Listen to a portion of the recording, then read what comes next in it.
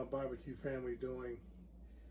I'm here in my kitchen, and I'm excited to do this because we're gonna do a little video on how to smoke barbecue ribs. I've gotten a lot of requests to do a demonstration on how to make good barbecue, and I figure, hey, we talk about trucking, let's talk about barbecue. Trucking and barbecue, in my opinion, go hand in hand. Truckers like to eat barbecue. Truckers like to make barbecue. Barbecue places like truckers to come in. So I think it's a perfect marriage. So let's just get started. We're not going to take long. It's not going to be a long video because it's not really that difficult. It's a really simple process and simple steps that go along with it. So if you got a pen and paper, get your pen and paper. Let's take some notes. And when you get the chance, go home, fire up your grill, and implement these steps. Now, one thing I will say is this. This is the way I do it. And it may not be the way everybody else does it, but this is an effective way of doing it. I would say that a lot of the pit masters around the country do it this way or something similar. So we're not going to have a debate or argument over it. Oh, I do it this way, or I do the 3-2-1, or whatever method you may use. This right here is the way I do it, and I get great results on it. So hey, if you like it, try it. If not, don't. You know what I mean? So it's all good. But let's just get started. Alrighty. The first step to good barbecue is you want to have a good piece of meat. Okay, so you look at the meat. One of the things you want to have is a lot of marbling. Marbling is flavor. That's where the flavor is. So what is marbling? The fat. And the white meat here, that's the fat. You want to look at a rib, and when you select it, you want to look at something that is, this isn't the best. But this is good. This will do it. Good marbling, a lot of flavor. When you cook this, that marbling is going to render, and it's going to create flavor. It's going to be a juicy rib, and you're going to like it. The results are going to be good. So that's the first step, in my opinion, is finding a good rib to even begin with. You want a good canvas. You want a good piece of paper. So this good canvas is going to get the job done. So since we're going to make a St. Louis style rib, we're going to cut the brisket bone or the tip off of the rib. So you're going to need a sharp knife. So I've sharpened this knife. It should be good to go. But what we're going to do is we're going to cut this flap on the bottom. It's a little flap on the bottom, but we're going to cut that off because during the cooking process, that is going to burn. We're going to cut it off, and we would use this as what we call pitmaster's privilege. So while you're cooking, something you can snack on later on. So we're going to cut right along this line. If you can see that, it's a little imaginary line. We're going to cut right along that line, and we're going to cut that tip off. Alrighty. So a good way of doing that is when you take it. I don't know if you can see this. See me folding it over? Okay. I don't know if you can see that well, but there's a bone right there. We're just going to fold it over, find where that line is. And I'm going to take my knife and I'm going to cut right alongside it. Right after I cut this little flap off. Again, you want to have a nice sharp knife, because if you don't, you're going to be fighting this thing all night long. So nice little sharp piece. Again, this is pitmaster's privilege. When you get it on the smoker, this is something you can snack on during the cook. So I'm going to go ahead and find that piece, and I'm going to cut this, and we're going to turn this into a St. Louis style, or St. Louis cut, as we like to call it. Why is St. Louis? I don't know.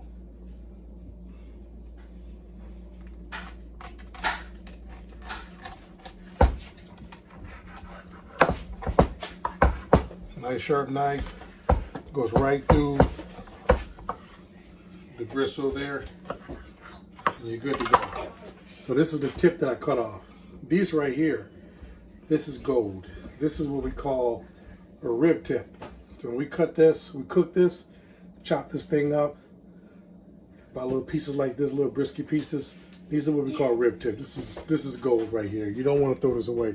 Some people in the country throw it away. Not around here. This is gold. Rib tips. All right, so I'm going to just slap that in there for later. But this is what your St. Louis cut. Alrighty, so St. Louis cut right there, right along the side. perfect. All you have is bone, the bones right here. And then we're going to, you know, this little pieces right here. There's some edges. We're going to cut that off because that's going to burn during the cook. So we're actually going to kind of trim that up right at the end. Okay. And we call this squaring off the ribs. So this is more pitmaster's privilege. More pitmaster's privilege. You know, you gotta have a snack when you're cooking. So now we squared it off, okay? Nice squared off. All right, almost competition style. Alrighty, so the meat is squared off really nice. The last part of this process before we begin the seasoning process is trimming,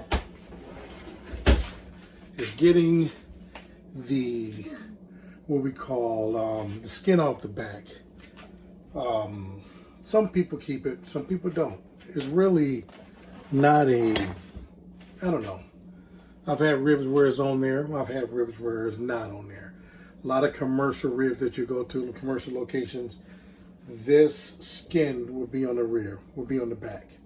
A lot of people feel that it will stop the smoking process. The smoke won't be able to penetrate this. That's possibly true. But there are some cases where I've had ribs where this has been on there, that marbling or that skin on the bottom has been on there, and I've had the smoke. The smoke flavor was good. So that's a myth, that's a debate constantly. I'm superstitious, so I take it off. So that's my son in the background there making. We went to medieval times today, so he's pretty hyped up. So I'm gonna take it off. So I'm gonna take a butter knife and a paper towel. Okay, I'm gonna get the knife right underneath the skin.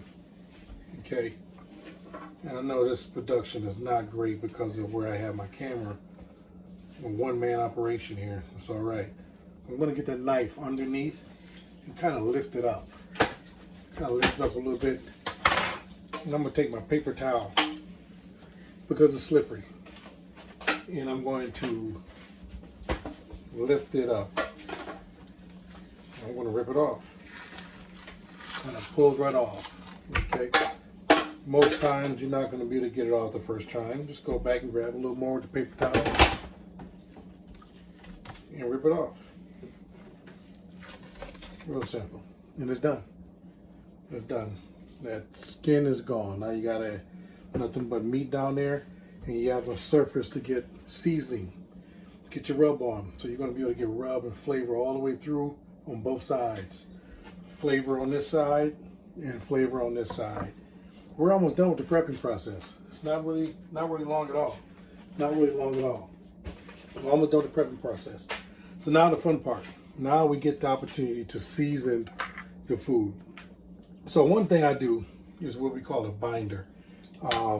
Before I go to that part, you just want to look at it and make sure if there's any type of fat you want to go on. Now again, this was a really, really beautiful piece of meat. But sometimes you have a little fat on the ends. Okay, so you can see it's a little fat on the ends. You know, if you want to get it off, just take your knife, nice sharp knife, shear it off of there. That's all. Real simple. Get it off. This right here is a really good. I mean, you can always find something to cut off, but it's not necessary. It's not necessary at all. This is a really, really good, pretty piece of meat. I'm looking forward to seeing what it's going to taste like once we get the cooking process of it done, the smoking process. So, you know, this is going to be a multiple part video, you know, because we want to let this sit overnight, which is not required. You don't have to let your meat marinate overnight. You don't. You can season it, go out and start your fire. By the time you come out with your fire started, it's ready to go. It's ready to go. So that is not necessary. We're just going to do it tonight because it's 11:30 at night. I'm not cooking it tonight. I'm going to cook it in the morning. So that's all right. But we're going to use what we call a binder. And that's really so the rub can adhere to the meat. All right. So there's multiple things you can do. You can use olive oil. Okay. Real simple. Or you can use mustard. It's not going to put a flavor or anything distinct on your meat. It's just really so the rub can stick to the meat. That's all. That's all. So we're going to use mustard. We're going to use mustard. I'm going to take a spoon of mustard, slap it on there, and I am going to Smear the mustard onto the meat. Okay, that's it. That's it. A little coating on it. A little coating on it so it will rub and the rub will stick to the meat. Okay. Now we're going to use our rub. Beautiful rub, tasty. It's got a little heat in it. It's got a little sweet in it. It's got a little savory in it. Paprika for coloring. Little brown sugar, little cumin, cayenne. This is a great rub to put good flavor on your meat. Choose your rub. You go to Sam's Club, they have some great rubs there. Weber makes a good rub. Famous Dave's has a good rub. One of my favorite rubs is Kill a Hog or D Barbecue Rub. Malcolm out of Mississippi, Memphis area. They make a fantastic rub that I love. It's a competition style rub, but it puts great flavor on the meat. Look that up, Killer Hogs. You can find them on YouTube. You can Google them. They have a great rub, and I buy their rub all the time. It is a great rub. It's one of my favorites. So we're going to go in and get this rub onto the meat.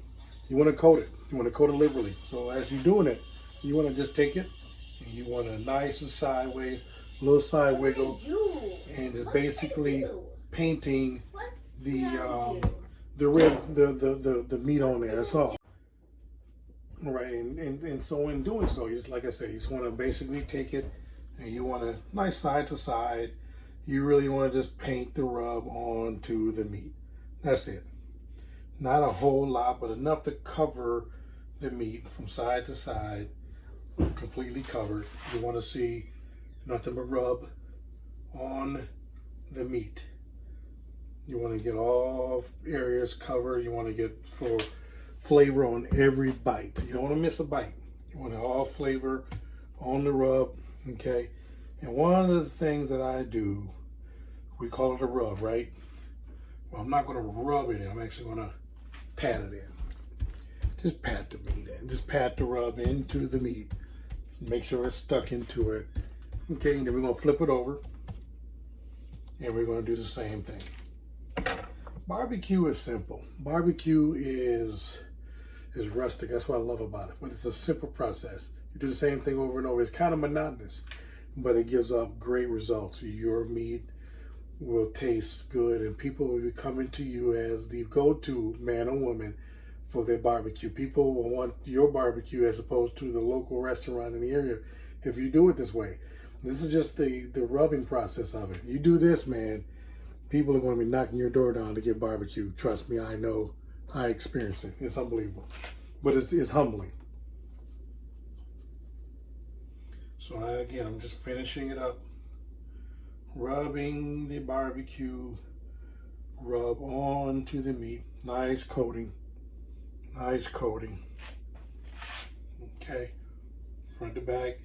Get the sides of the meat too. Every bite will have flavor. Every bite will have flavor. Every bite will have an experience, a true experience of barbecue. And that's what it's about. You want to have every bite to have that experience of, wow, this is good barbecue. So that is done. It is covered. I'll show you a little lasting picture of it. Your meat is rubbed. It is covered. And surely it will be ready to go on the smoker. A lot of times I like to let it sit and let the meat sweat. Let the rub sweat, and you'll see the sweatingness of it. You'll see the meat or the rub get wet, and it kind of just melts into the meat. That is kind of a marinating process, and it doesn't take long. It takes 30 minutes in some cases. Sometimes you put it in the refrigerator, let it cool. Sometimes you just leave it out for about 30 minutes, and then it'll be ready to go on the rub. Because I'm going to be rubbing a lot of ribs, like I actually got an order tomorrow of about 15 ribs. So I'm going to, got about 14 more to go, get these all prepped, and then tomorrow morning we're going to fire up the smoker, and we're going to get these babies on the smoker and start the cooking process of them, and we'll continue that part tomorrow, which will be, just pushing a button, of course, and then we'll go through the actual smoking process of it, discussing how to keep the smoker up to temp, how to feed it with wood, and how to get that good fire and that good smoke to marinate and kiss the meat and then give you a good barbecue at the end. So stay tuned and we'll get down to putting these babies on. Good morning. It's a fine Sunday morning here in Indiana. And we're going to go to the next step when making great barbecue. Now, one of the main things that I kind of focus on is what you're putting on the meat. One is the rub or the seasoning, but two is also the type of smoke you're putting on it. And one of the most important parts that I focus on is building the fire. So we're going to start off by creating the fire. Now, you probably look at some of the certain things that you possibly do. In doing so, when you're using a large smoker, is you want to make a bed of coal. So I actually use charcoal to start off with. So I'm going to just basically pour some Kingsford into my charcoal chimney, light it up. Takes about maybe 15-20 minutes to get it all white and hot and cold, hot fire type of heat.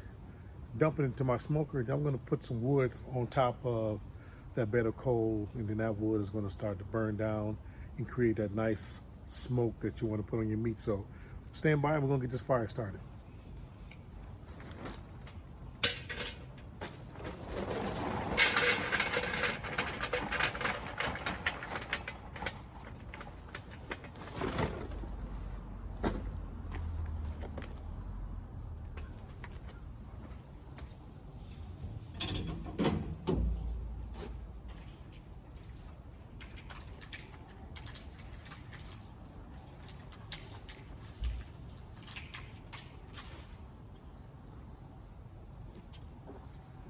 Now, one thing you'll never see me use is lighter fluid. So what I actually use are these cubes, and Weber makes them. They're called lighter cubes, and you don't want to use that lighter fluid because that kind of sometimes puts that taste on your food. Everything counts. Everything you're layering on your meat matters, all the way down to lighter fluid. So I use these cubes to start my fire. Real simple.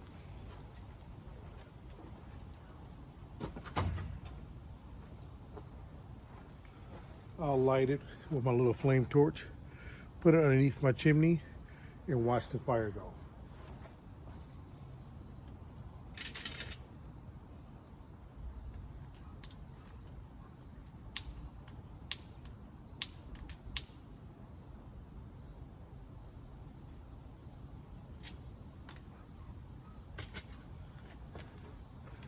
And voila, it's just that simple.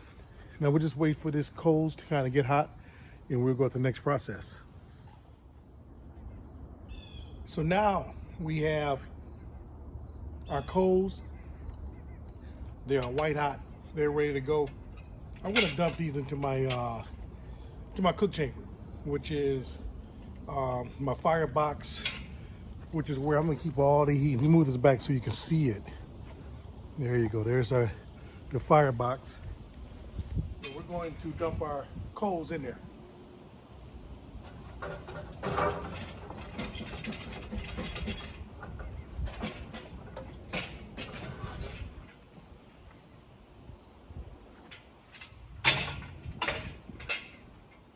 Now I have these fire resistant, heat resistant gloves. Goes up to about 500, 600 degrees.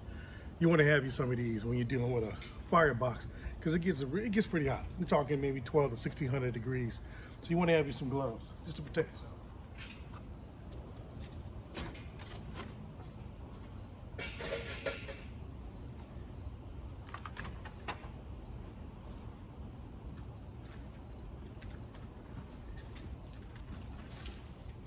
And now, this is where the magic happens. Get to put the wood on the fire. So I'm using oak. Oak is it's a great wood. It's a hardwood. It puts great flavor. Not an overpowering smoke, but a nice subtle smoke. Good flavor. I recommend it. I also use hickory.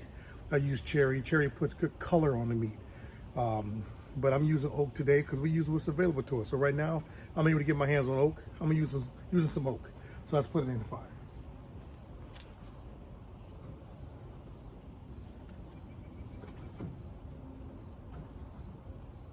I'll start off with about 3 logs in the beginning, just to get it to temperature. What I'm going to be cooking today, I'm going to be cooking my ribs at around 275 degrees in the smoker, and that is, we call it hot and fast. This cook time shouldn't be no more than 3.5 to 4 hours, depending on the thickness of the rib. But we should be able to get this done in about 4 hours, start to finish, and we'll be ready to roll. So as you can see, we're starting to get smoke, we're starting to get some flames, and the whole idea is to get this fire to smoke, but not smoke like you're seeing it now, to smoke a clear blue smoke or a really thin clear smoke. You don't want to have that thick smoke like you're seeing right now on your food, because that's going to put a nasty taste, a real bitter taste on your meat. You want to get this thing burnt out, get it to coal, where you, just like your charcoal, is going to turn into a look similar to your charcoal. And then we're going to close it up. Once this thing gets going, close it up, get this thing up to temperature, and we're going to put this meat on. Stand by. While we're getting our fire up to temperature, one of the most important things I like to know or share with you guys is, it's like in trucking, you gotta have your coffee. Just thought I had put a little PSA in there. Okay, I kind of wanted to show you guys what your smoke should look like when you are cooking your meat or smoking your meat. And I'm going to turn my camera to it so you can see it, because this is what it should look like. You should actually not even see the smoke coming out of it. That's what you want right there. A clear haze or a clear mist, clear smoke there. That's what you want. That's what you want when you're cooking your whatever you're smoking. Even if you're smoking cereal, you want to have it just like that. So we're still waiting for the fire, the temperature to get up to where we want it to be. But I just wanted to show you that the fire is where you want it. It's a clear smoke. But shortly here, we'll be putting the meat in here shortly. We're about 200 degrees internal in the chamber, in the cook chamber. Once we get around 275, maybe a little bit more, I'll crank it down by closing my stack down a little bit, closing my damper, and that's how I control my fire. I pretty much get my damper to about 1/4 open, then I control my temperature right at the stack, right here, and I'll open and close it depending on how hot I want it to be. And that's how you control your temperature. Just give you a little nugget there. The same thing happens on your Weber grill. If you're using a Weber grill, you cook that indirectly. Put the meat away from the fire, put the stack on top of the meat, and put your wood and fire to the other opposite side of the meat. And that smoke will come from your wood chunks that you will put on top of your charcoal, and that meat, the smoke will travel over the meat and out the stack. And the way you control it is you control it with your dampers. The more the wider is open, the more oxygen the fires get, the hotter it'll be. The more you have it closed, the less oxygen it has, the less heat you'll get. But you want to make sure you're not starving the fire. So that's the little fine line there. Starve the fire, you create a lot of nasty smoke. If the fire has enough oxygen, it will breathe right. You get a clear smoke, but then you want to control the heat. So it's a skill that you'll get over time. So I just wanted to share that little nugget with you.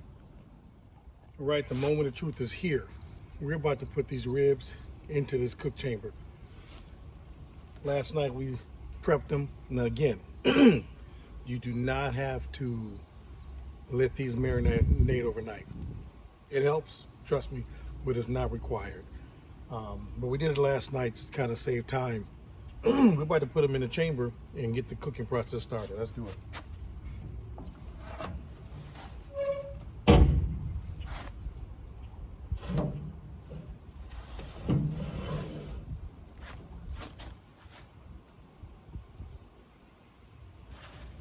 Here's the ribs we prepped last night. They're ready to go. We're going to put them in here and we're going to get them started.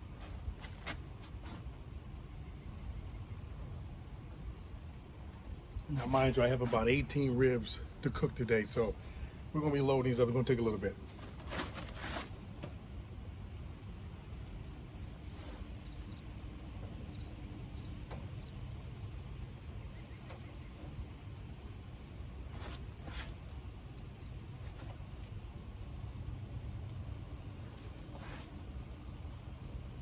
Now, one thing I always say when you cook them, the way you lay them on the grate is the way you're going to cook. So one little thing that I always do, I kind of push them together to kind of bunch them a little bit.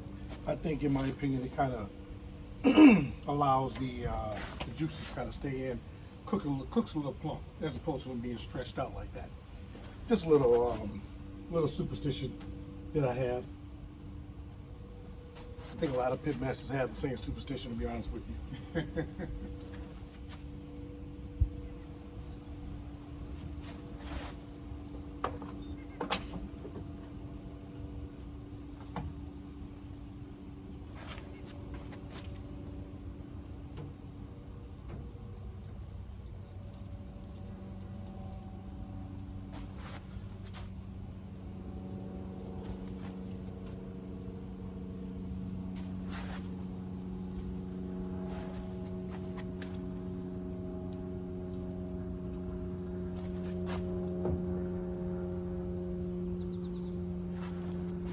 Beautiful ribs.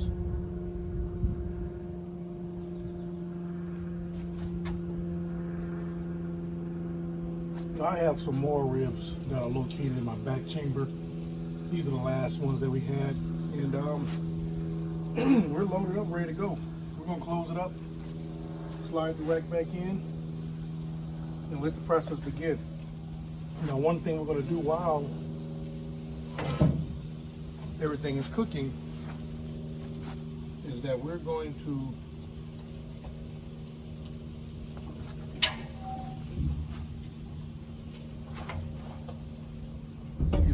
So one thing we're going to do while we're doing this is we're going to throw in a piece of wood about every hour, 1 to 2 logs every hour, to keep the temperature consistent and to keep the smoking going.